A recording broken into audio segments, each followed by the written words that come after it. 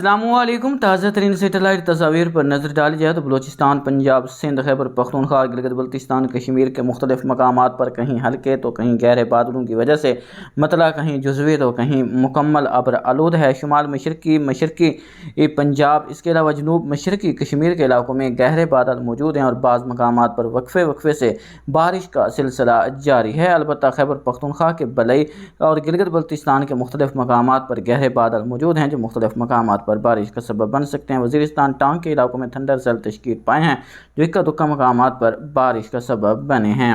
اس کے علاوہ کوہ سلیمان سے ملحقہ مشرقی بلوچستان اور مغربی جنوب مغربی پنجاب کے علاقوں میں بھی چند ایک مقامات پر بارش شام رات تک دیکھنے کو مل سکتی ہے۔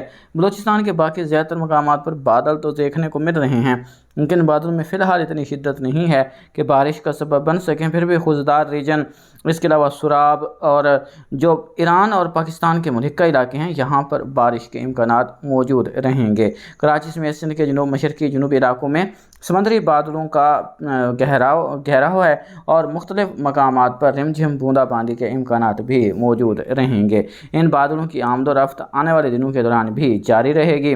انتہائی شمال مشرقی جو پنجاب کے علاقے شامل ہیں، اس کے علاوہ کشمیر، گلگت بلتستان، بلئی خیبر پختونخوا میں مردان، سوات، ملم جبہ، ناران، کاغان، اس کے علاوہ مانسہرہ، منگورہ، سوابی، ہری پور، ہزارہ کے علاقے شامل ہیں۔ ان علاقوں میں بادل ڈیولپ ہو سکتے ہیں جو چند مقامات پر بارش کا سبب بن سکتے ہیں۔ اس طرح کشمیر اور پنجاب کے بلئی علاقوں میں، شمال مشرقی پنجاب کے علاقوں میں بادل بننے، بارش کے امکانات اگلے 24 گھنٹوں کے دوران بھی موجود ہیں۔ اس کے بعد بھی ان علاقوں میں بارش کا امکان موجود رہے گا اور یہ خوش قسمت علاقے ہوں گے جو وقفے سے اگست کے آخر تک بارش حاصل کرتے رہیں گے، جبکہ ان جنوبی علاقوں میں فی الحال کسی بھی قسم کے خاطر خاص اسپیل کی کوئی آمد متوقع نہیں ہے۔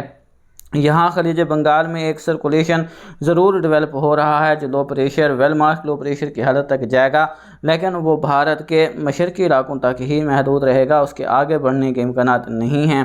اس لیے اس کے اثرات سندھ، پنجاب، بلوچستان کے علاقوں میں دیکھنے کو نہیں ملیں گے۔ اگست کے آخر تک کوئی بھی مونسون کا سسٹم کراچی سمیت سندھ، جنوبی پنجاب، بلوچستان کو متاثر کرتا نہیں آ رہا۔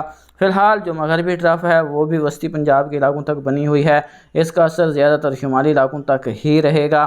کسی خاطر خواہ مغربی سلسلے کی آمد بھی فی الحال جنوب مغربی بلوچستان، سندھ اور جنوبی پنجاب کے علاقوں میں متوقع نہیں ہے، اس لیے یہاں پر فی الحال موسم بدستور خشک ہی بنا رہے گا۔ یاد رکھیں ستمبر کے دوسرے ہاف میں جا کر بہت سے جغرافیائی عوامل ایک بار پھر پاکستان میں بارشوں کے لیے فیوریبل ہوتے دکھائی دے رہے ہیں اور آپ کو ستمبر کے دوسرے ہاف میں جا کر ایک بار پھر سندھ تک کشمیر بارشیں برسنے کی نوید سنائی جاتی ہے۔ انشاءاللہ ستمبر کا دوسرا ہاف یادگار گزرے گا۔